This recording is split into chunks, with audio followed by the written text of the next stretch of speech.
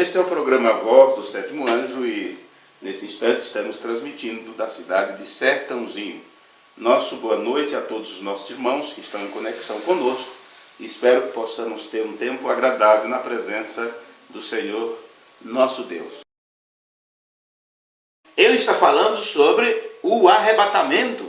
Sim, senhores, porque a única coisa que nos dá conforto, que nos dá segurança, que nos dá alegria, força para prosseguir, é a vinda do Senhor. É termos a certeza que sairemos desta terra. É termos a plena convicção de que não ficaremos aqui como os demais que não têm esperança em Deus. E o mensageiro do Senhor usou a gotinha de orvalho para mostrar para nós o processo do arrebatamento. No parágrafo 120 ele continua. A gotinha de orvalho reluz e brilha e grita, porque sabe que veio dali de cima e que esse sol vai atraí-la diretamente de volta ao lugar de onde veio. Não dá para você fazer a junção e se imaginar você no lugar da gotinha de orvalho, que deve então se regozijar em Deus, glorificar a Deus. E um homem que é um atributo de Deus, nascido de Deus, ele sabe que quando ele entra em contato com o Filho de Deus, ele vai ser atraído para cima algum dia. Porque se eu for levantado da terra, a todos atrairei a mim. Amém. Perceba, meu amigo, que o William Branham utilizou as palavras que nós lemos em São João capítulo 12 e falou sobre a gotinha de orvalho, que são atraídas pelo sol pela manhã e ela volta para a sua fonte de origem, porque em seguida você vai no varal e não vê mais aquela gotinha, você vai na grama e ela já não está mais ali. Ela voltou ao lugar de onde veio. E para ela voltar do lugar de onde veio, teve que haver uma mudança. Amém. Ela teve que passar por uma mudança. E é isto que o mensageiro de Deus está ensinando a nós com esta lição sobre a gotinha do orvalho. O irmão Branham está nos dizendo aqui, em sua ilustração, que o processo do arrebatamento não é apenas uma coisa rápida, apesar de que ele mostra em suas mensagens que sobre o súbito impulso, algo de repente, como se isto fosse um único evento. Eu quero vos dizer que esta forma de expressar, esta forma de mostrar, não quer dizer que será assim, uma coisa de súbito impulso. Estamos aqui conversando e de repente sumiu. Falamos muito sobre o arrebatamento por ser algo escondido e secreto, porém que nós temos que entender que este arrebatamento, ele tem um processo. Ora, nós já pregamos sobre isto, já falamos que estamos dentro do arrebatamento, porque se o rapto acontece em 3 fases, então ele tem um processo. Aí você diz, mas não diz a Escritura que é no abrir e fechar de olhos? Então eu digo para você, o que você entende sobre isto? Você sabe, você já leu em sua Bíblia. A Escritura fala sobre um abrir e fechar de olhos. E isto não apenas fala de rapidez, mas isto também se trata de movimento. Sim. Quanto tempo você gasta para piscar seus olhos? É muito rápido, não é? Mas isto depende de um movimento. Músculos se contraem. Muitos músculos em nosso corpo entram em processo, são ativados para que você possa então fechar seus olhos e voltar a abri-los novamente. E se isto é feito numa fração de segundo, entenda um pouco como o tempo se processa. Marcamos o tempo por dias, meses, anos, décadas, não é? Séculos, milênios e assim sucessivamente. Quanto tempo você gasta num piscar de olhos? Bom, isto para Deus é como eternidade. Em um piscar de olhos, Deus poderia te tirar desta terra, te mostrar todo o princípio da criação, abarcar tempo e espaço, e você apenas ter piscado seus olhos.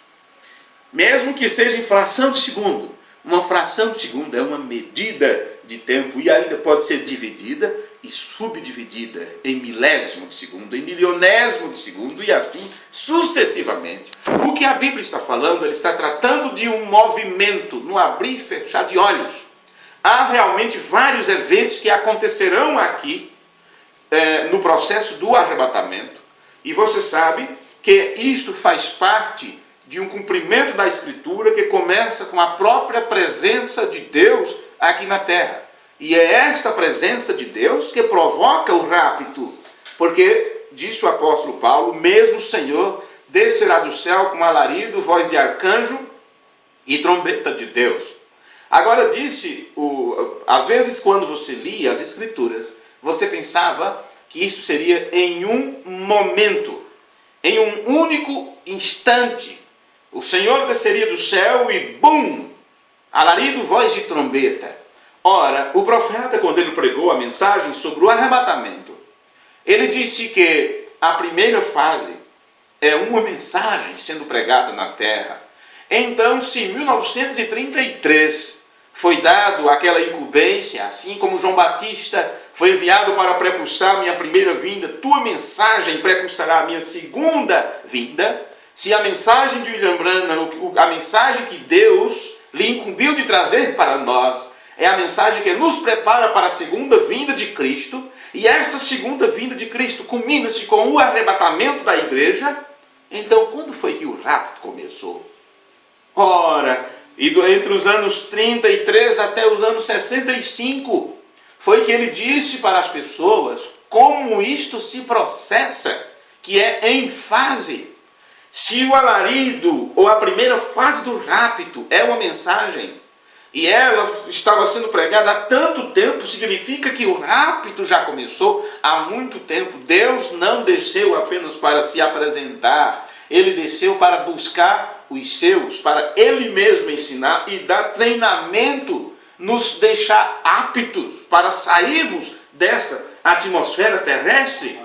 Há vários eventos que acontecem, não incluindo a presença real, a própria parúcia em si, mas a presença pessoal de Deus aqui na terra provocaria vários eventos sucessórios, em continuidade, até chegar à última fase.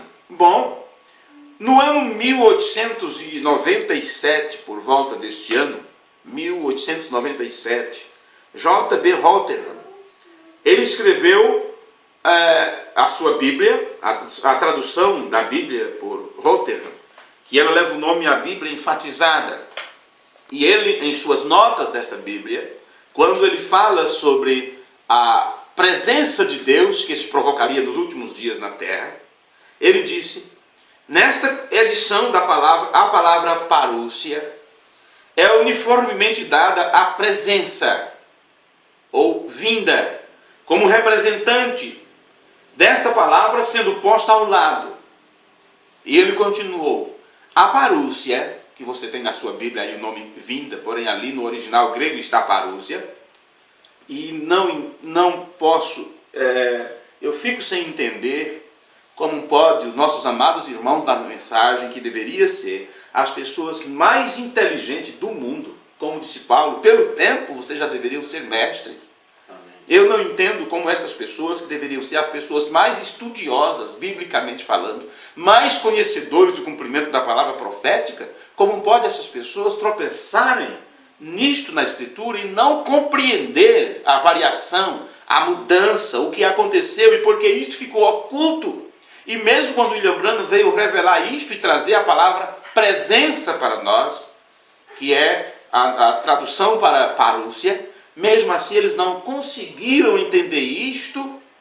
Alguns ficaram aquém, em falta, e outros se adiantaram a tal ponto que acharam que a parúcia seria a própria vinda. Por isso muitos estão crendo e ensinando que a segunda vinda já aconteceu, e as pessoas estão engolindo esse veneno como se fosse uma verdade, e não conseguem ver a parúcia, a presença pessoal de Deus, na forma de Espírito, manifestando sua palavra nesse tempo do fim. E para a vergonha de muitos, os amigos testemunhos de Jeová, desde os anos 20, os anos 30, eles já ensinavam sobre isto. Eu tive em mãos um livro das Testemunhas de Jeová dos anos 1950, onde eles ensinavam sobre isso a respeito da parúcia. Veja, e William Branham falou sobre isto, ele mostrou a presença de Deus, mostrando que nesse tempo é uma manifestação espiritual e não física, porque disso se trata a parúcia. É o próprio Deus, o Espírito Santo aqui na terra, no cumprimento, dando cumprimento à manifestação do Filho do Homem. Veja, em 1897, Holter escreveu: a parúcia está, todavia, no futuro. Tinha séculos ainda para isso vir, vê?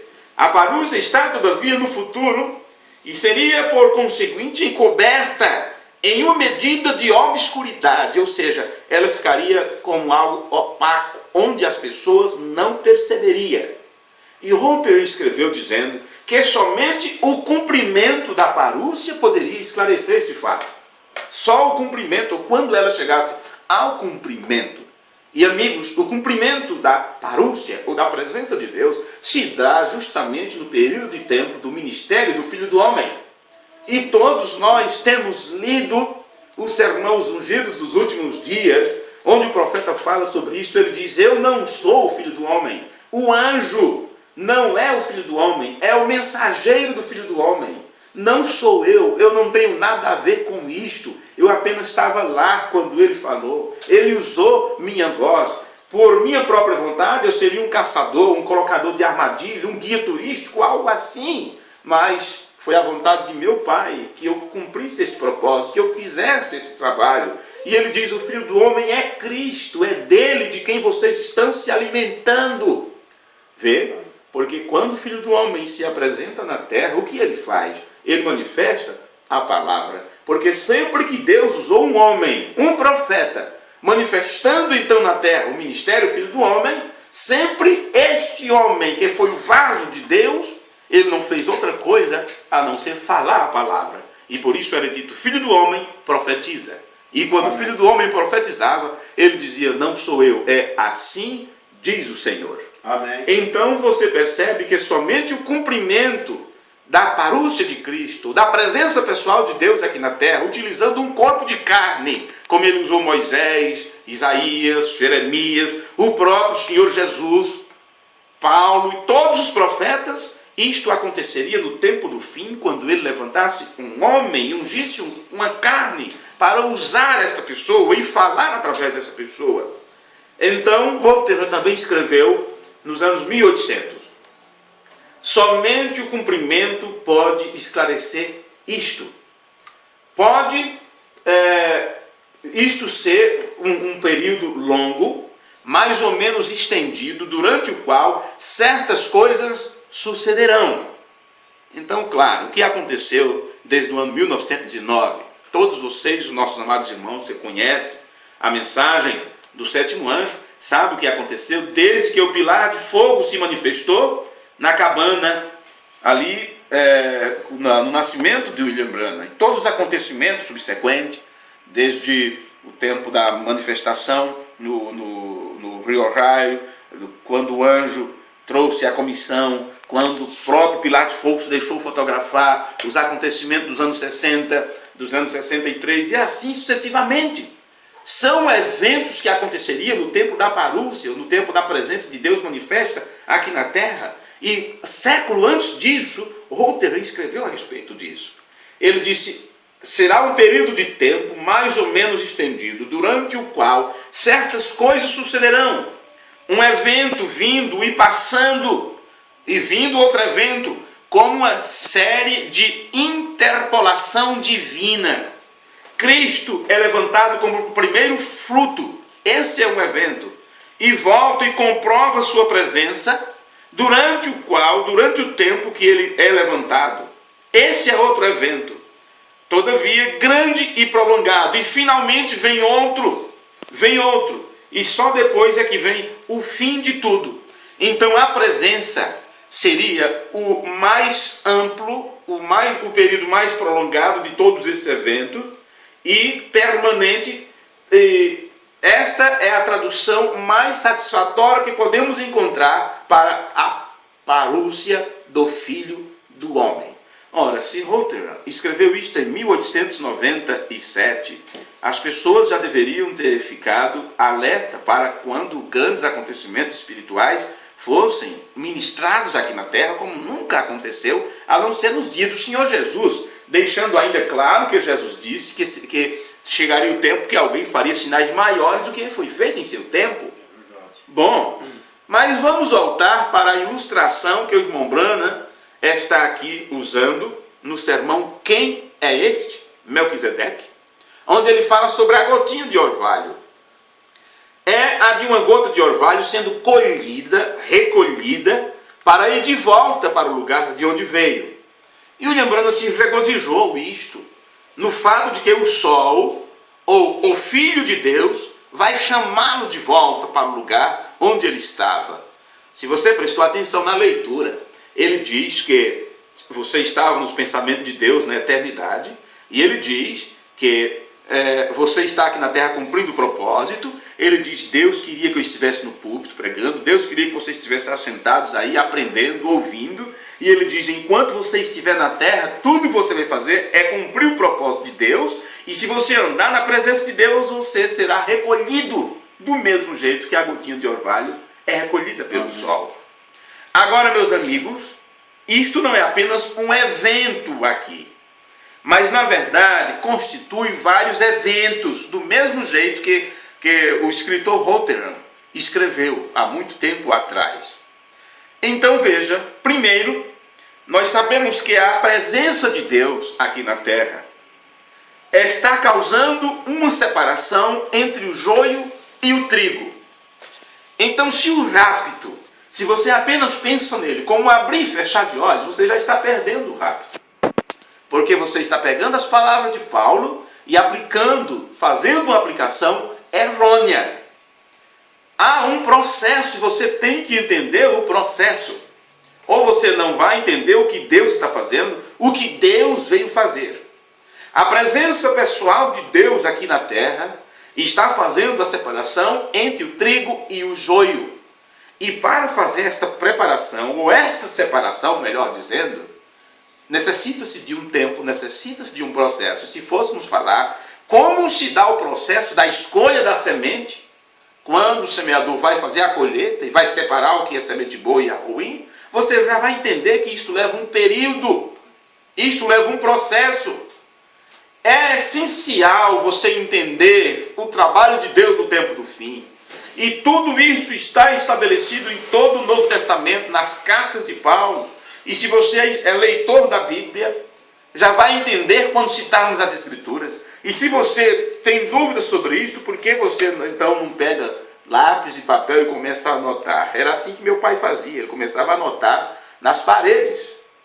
Começava a programação de rádio, ele pegava um grafite ali e começava a riscar nas paredes, no alpendre de casa. Vê?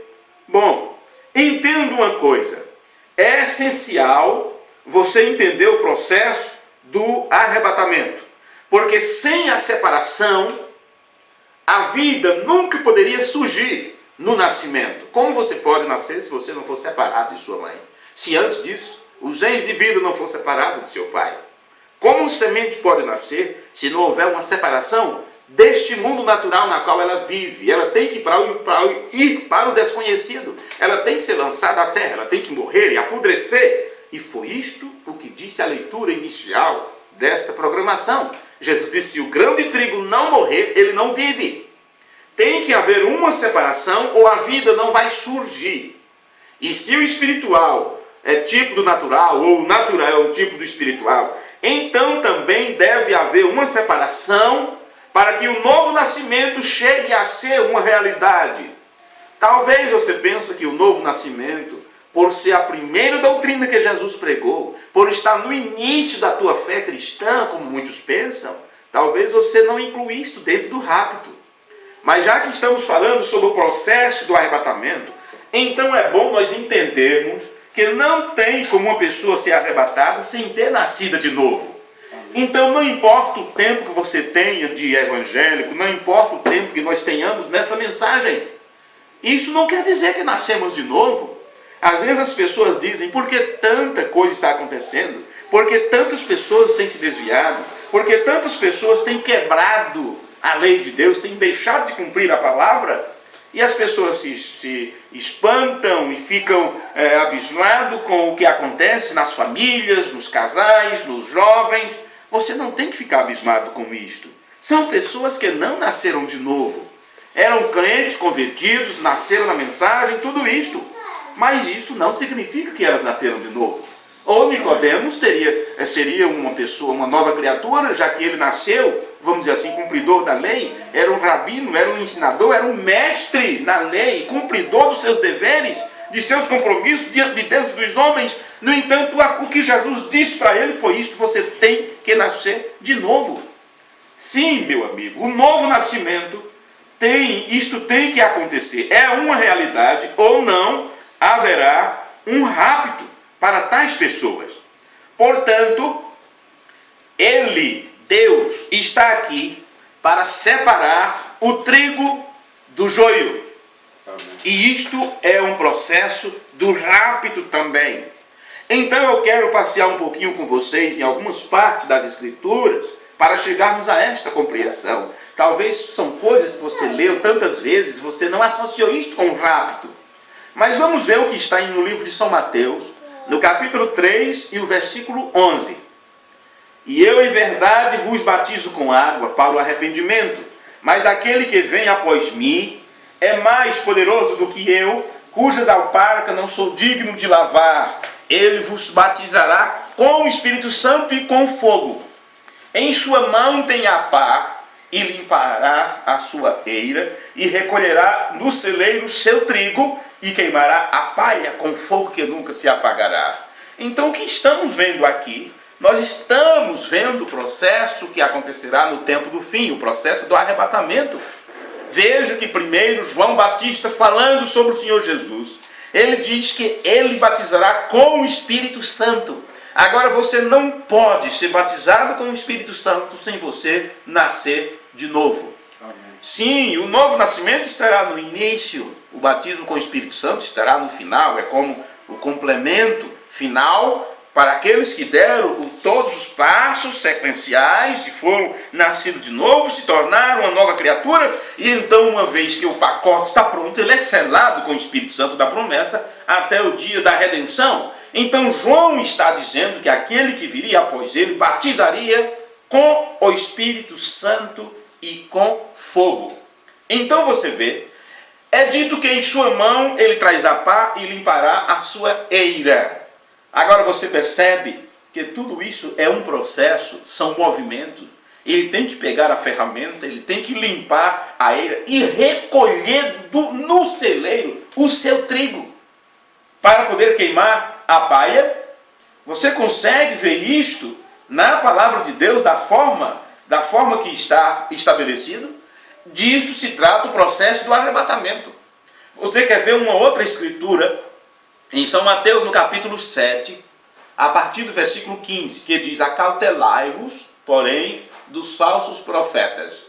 Você diz: o que tem isto a ver com o arrebatamento?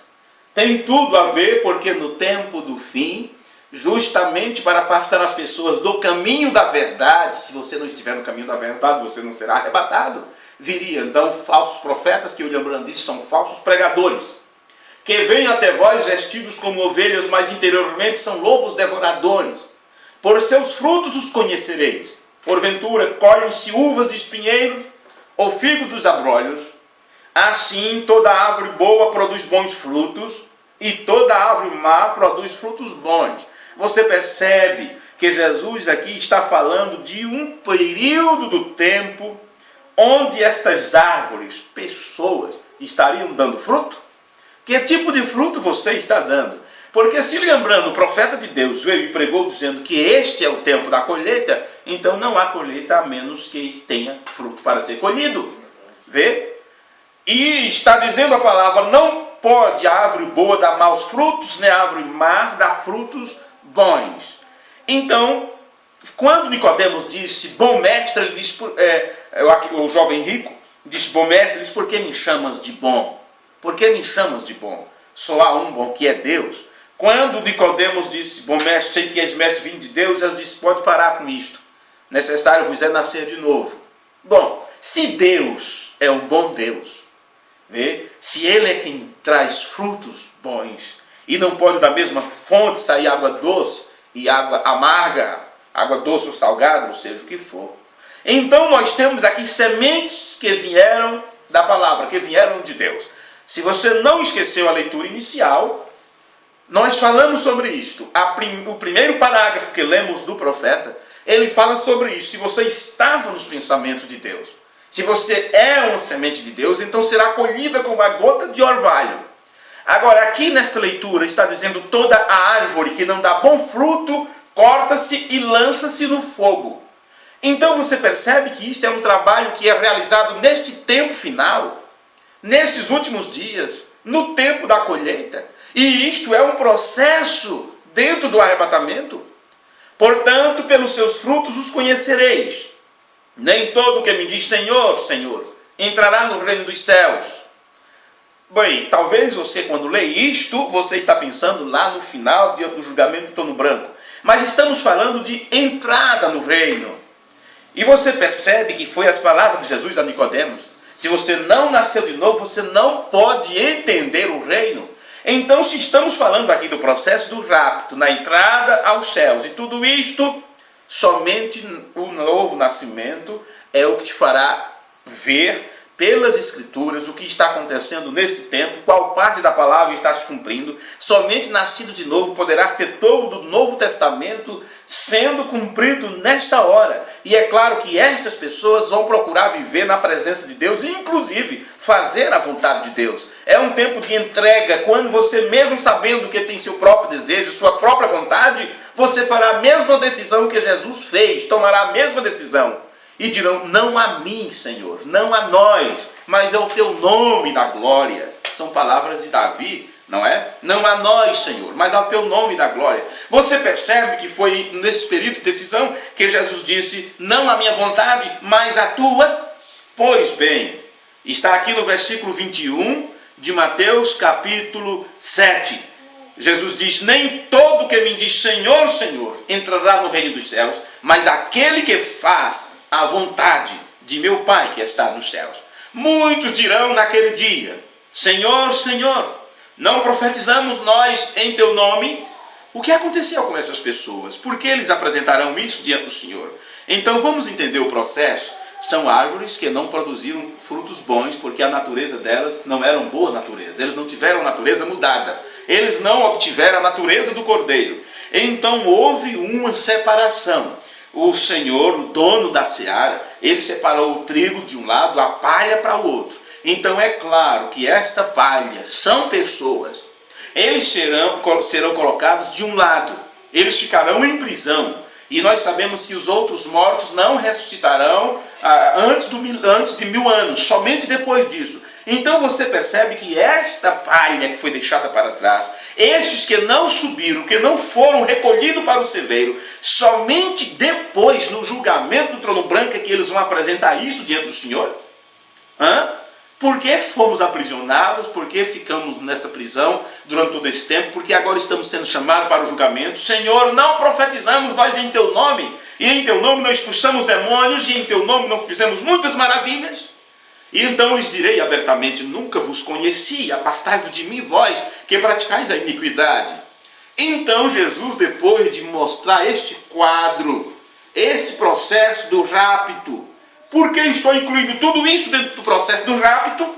Porque um será tomado e o outro será deixado. E nós temos que apresentar os dois lados para que você se encontre e saiba do qual lado você está. Então, depois de Jesus ter falado estas coisas, ele disse então no versículo 24: todo aquele, pois, que escuta estas minhas palavras e as pratica, assemelhá-lo-ei ao homem prudente que edificou a sua casa sobre a rocha. E desceu a chuva, e correram rios, e assoparam ventos, e combateram aquela casa, e não caiu, porque estava edificada sobre a rocha. É muito bonito você ler a Escritura, não é? Muito bom você ler a Escritura, mas você ter o seu entendimento aberto por Deus para compreender, isto é maravilhoso, isto é mais do que lei, isto é mais que um pensamento teológico. Sim, senhores. Ora, fez a vontade de Deus, cumpriu a palavra de Deus, então você é semelhante ao homem que edificou sua casa sobre a rocha. Eu pergunto, como você se sente nesta hora? Você se sente edificado sobre a rocha? Você sabe onde está a base do teu entendimento, a base da tua doutrina, a base da tua fé? Esta rocha, nós bem sabemos que se trata da revelação de Jesus Cristo. Está você edificado sobre esta rocha?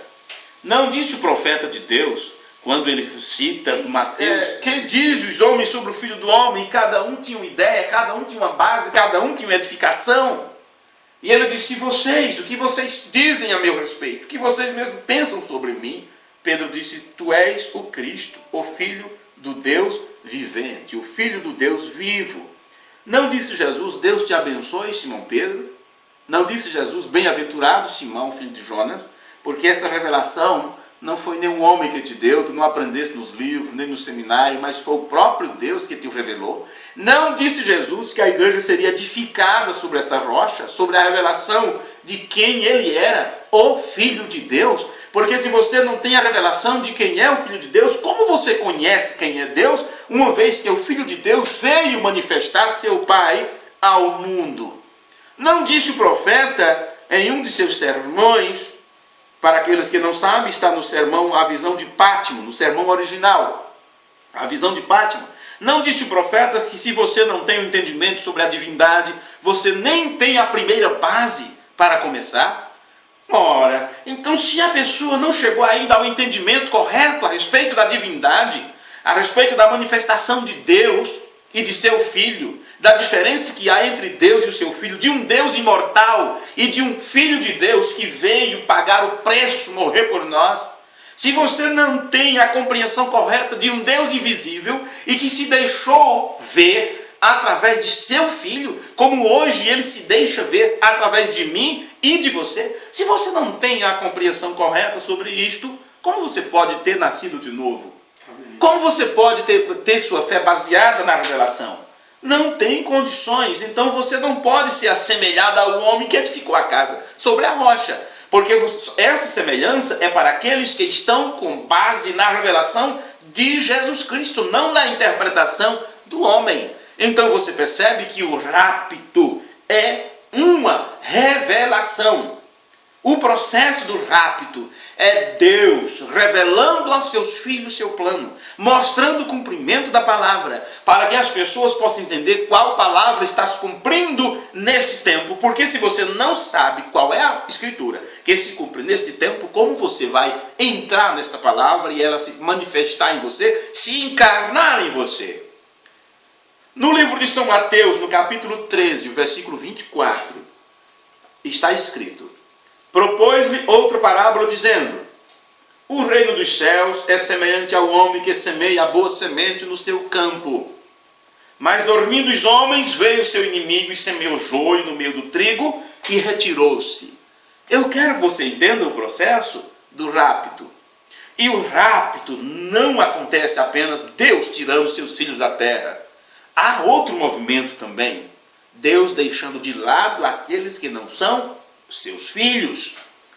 E isso está nessas palavras de Jesus de Mateus 13, a partir do versículo 24, mostrando que uma semente é diferente da outra, porque foi semeada por outra pessoa. Mas dormindo os homens, veio o seu inimigo e semeou joio no meio do trigo e retirou-se.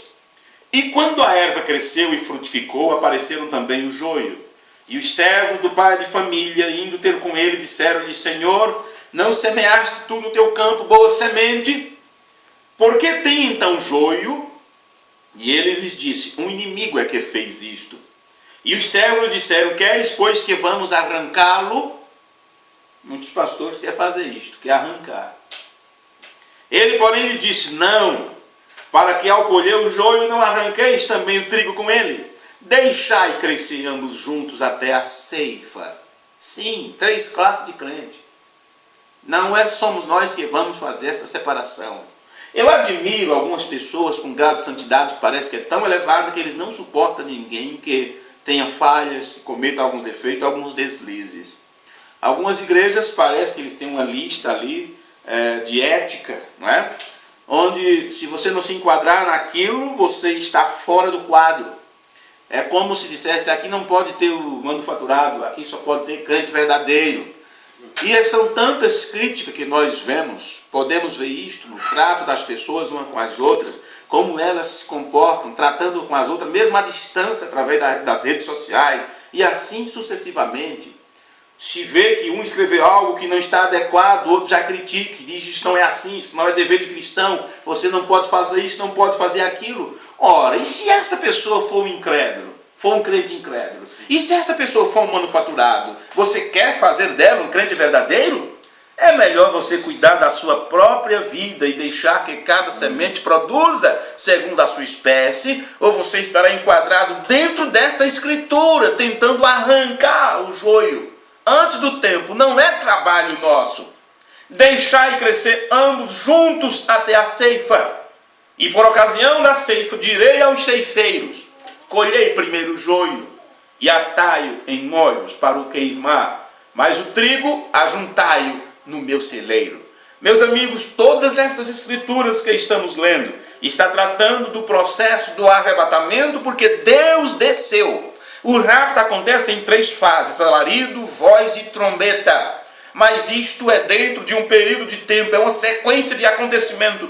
E um dos acontecimentos que se desenrola quando Deus desce à terra, como creio que ele já desceu, um dos acontecimentos é este: separar o trigo do joio. E é este o trabalho que ele está fazendo através dos ceifeiros, são chamados de anjos, são anjos ministradores, quíntuplo de Efésios, que ao pregar a palavra de Deus, isto causa uma separação entre os que servem a Deus e aos que não servem. Todas estas escrituras estão conectadas. Veja a partir do parágrafo 36 de Mateus 13. Então, tendo despedido a multidão, foi Jesus para casa, e chegando ao pé dele os seus discípulos, dizendo: explica-nos a parábola do joio do campo.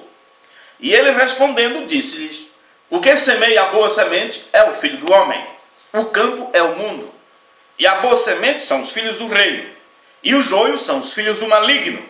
O inimigo que os semeou é o diabo, e a ceifa é o fim do mundo, e os ceifeiros são os anjos. Assim como o joio é colhido e queimado no fogo, assim será na consumação deste mundo. Talvez você pense, como acontece em bonitos quadros, não é, elaborado pelos amigos, irmãos testemunhos de Jeová, pelos amigos adventistas. Eles fazem lindos quadros com anjos, com a foice na mão, não é? E o trigo, e eles fazem aquela ilustração deles colhendo, e aqueles anjos bonitos batendo suas asas ao redor do globo terrestre. Você pensa assim? Você também acha que é desta forma?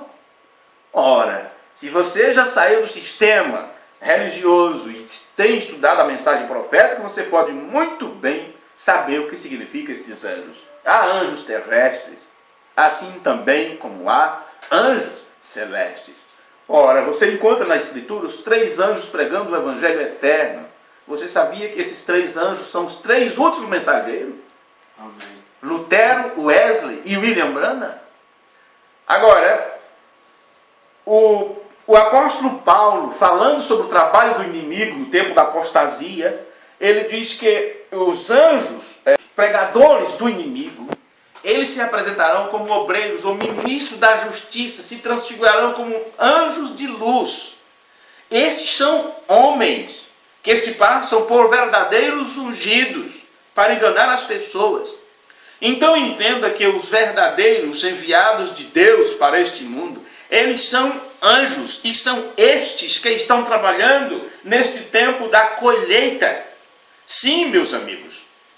E ele diz: os anjos é quem vai fazer esta colheita, assim como o joio é colhido e queimado ao fogo. O inimigo foi quem semeou o joio. Esse é o diabo. A ceifa é o fim do mundo. E os ceifeiros são os anjos. E assim como o joio é colhido e queimado ao fogo, assim será na consumação deste mundo. Mandará o Filho do Homem os seus anjos, e eles colherão do seu reino tudo que causa escândalo e os que cometem iniquidade. Você não pode pensar que para cada canto da terra ou para cada lar vai um anjo de Deus para dizer, olha, vamos sair daqui, vamos embora daqui. E você diz, ó, mas foi assim que aconteceu lá em Sodoma e Gomorra. Deus mandou anjos lá e eles tiraram pelo braço. Mas você sabia que aqueles anjos representavam também, aqueles 2 anjos enviados a Sodoma e Gomorra representavam 2 homens no último tempo? Verdade. Então entenda que são homens enviados de Deus. E se eu que prego esta palavra não crer que também sou um desses anjos, é melhor, como diz o outro, colocar minha viola no saco, né?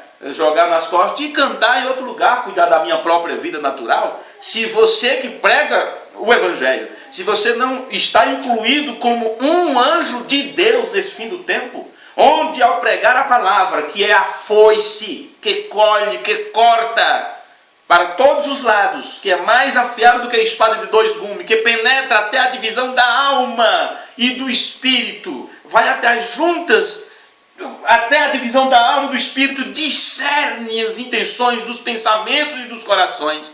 Se você não estiver fazendo esse trabalho no fim do tempo, meu amigo, então, sinto muito, seria melhor você nunca abrir sua Bíblia e pregar o Evangelho. Sim, mandará o Filho do Homem seus anjos, e eles escolherão do seu reino tudo que causa escândalo, e os que cometem iniquidade, e lançá-los-ão na fornalha de fogo, ali haverá pranto e ranger de dente. Então os justos resplandecerão como o sol. Agora, me diga, o que falamos bem no início, a gotinha de orvalho. Você já observou quando o sol começa a nascer, quando ela começa a cintilar? Ela começa a cintilar, os raios solares a atingem. E ela ali vai começar a passar por uma mudança de um estado para outro. Ela começa a cintilar, porque o brilho do sol está indo a ela. Não pense, não queira resplandecer como o sol quando estiver lá do outro lado. Não, senhores, lá não vai ver sol, nem lua, nem nada. Você tem que resplandecer como o sol é agora, é neste tempo. Porque se o sol da justiça já veio até nós, já brilhou, porque a luz veio do Oriente ao Ocidente. Não é? Jesus disse que seria assim. Tudo isso falando sobre o tempo do fim. Ele disse, como um relâmpago brilha, sai do Oriente e se mostra no Ocidente, assim será na vinda do Filho do Homem. E a vinda do Filho do Homem seria o tempo da parúzia, a presença de Deus, quando Deus trabalharia através de um profeta. Tudo isso está dentro já do processo do arrebatamento. O sol da justiça já nasceu, já brilhou, trazendo cura ou salvação sobre suas asas. Ora, então você tem que estar refletindo a luz desse sol. Porque se a gotinha de orvalho não sentir o calor do sol, ela não vai passar pelo processo para poder voltar para a sua origem. Então os justos resplandecerão como o sol no reino de seu Pai. Que reino é este? Onde está este reino? Este reino tem que estar entre nós. Foi isso que Jesus disse aos seus discípulos. Por isso ele termina dizendo, quem tem ouvido para ouvir, ouça.